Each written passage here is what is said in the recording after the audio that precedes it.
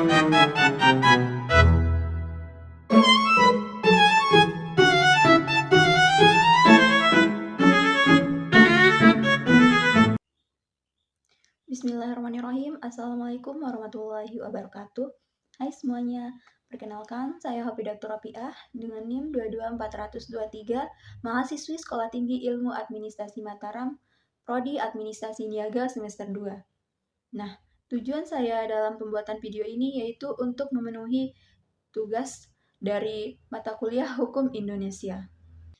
Baik, untuk mempersingkat waktu, langsung saja saya akan membahas terkait tentang sistem hukum. Sistem hukum adalah suatu sistem yang terdiri dari peraturan-peraturan dan lembaga-lembaga yang berfungsi untuk mengatur dan menyelesaikan konflik dalam masyarakat. Ada beberapa sistem hukum yang dikenal di dunia, antara lain sistem Eropa kontinental atau civil law, sistem Anglo-Saxon atau common law, sistem hukum Islam, sistem hukum sosialis, dan sistem hukum adat. Sistem hukum Indonesia merupakan sistem campuran yang dipengaruhi oleh sistem Eropa kontinental, hukum Islam, dan hukum adat.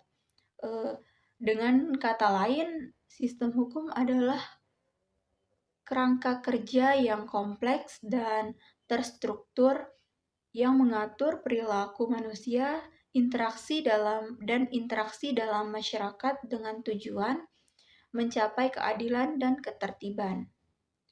Berikut adalah beberapa aspek penting dalam sistem hukum.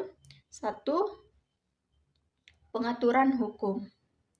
Peraturan-peraturan yang dibuat oleh lembaga legislatif untuk mengatur perilaku masyarakat. Yang kedua, lembaga hukum.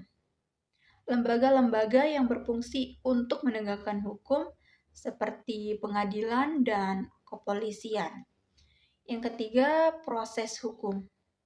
Proses yang digunakan untuk menyelesaikan konflik dan menentukan keadilan. Sistem hukum memiliki beberapa tujuan, antara lain 1. Menjaga ketertiban masyarakat. Sistem hukum berfungsi untuk menjaga ketertiban dan keamanan masyarakat. Yang kedua, melindungi hak-hak asasi manusia. Sistem hukum berfungsi untuk melindungi hak-hak asasi manusia dan memastikan bahwa setiap orang diperlakukan secara adil. 3. Menyelesaikan konflik. Sistem hukum berfungsi untuk menyelesaikan konflik dan sengketa antara individu atau kelompok. Dalam sistem hukum, terdapat beberapa jenis hukum, antara lain 1. Hukum pidana. Hukum yang mengatur tentang tindak pidana dan sanksi yang diberikan kepada pelaku. Yang kedua, hukum perdata. Hukum yang mengatur tentang hubungan antara individu atau kelompok, seperti kontrak dan hak-hak kepemilikan. Sistem hukum yang efektif harus memiliki beberapa karakteristik, antara lain 1. Keadilan. Sistem hukum harus memastikan bahwa setiap orang diperlakukan secara adil dan tidak diskriminatif. Yang kedua, transparansi. Sistem hukum harus transparan dan akuntabel dalam proses pengambilan keputusan. Yang ketiga, efektivitas. Sistem hukum harus efektif dalam menyelesaikan konflik dan menjaga ketertiban masyarakat. Dengan demikian, sistem hukum yang baik dapat membantu menciptakan masyarakat yang adil, aman, dan sejahtera. Sistem hukum mencakup berbagai aspek. Yang pertama, peraturan hukum.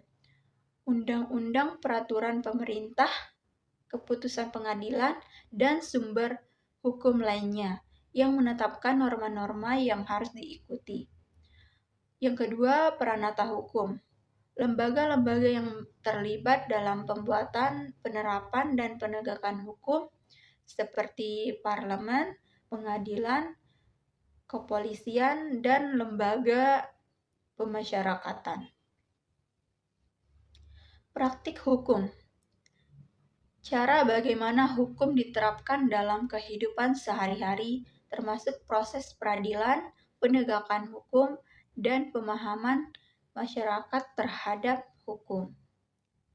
Tujuan utama dari sistem hukum adalah untuk menciptakan ketertiban, keadilan, dan kepastian hukum dalam masyarakat. Sistem hukum yang baik akan memastikan bahwa semua orang tunduk pada hukum yang sama, hak-hak individu terlindungi, dan konflik dapat diselesaikan secara adil dan efektif. Mungkin itu saja yang bisa saya sampaikan. Kurang lebihnya saya mohon maaf. Sekian. Assalamualaikum warahmatullahi wabarakatuh.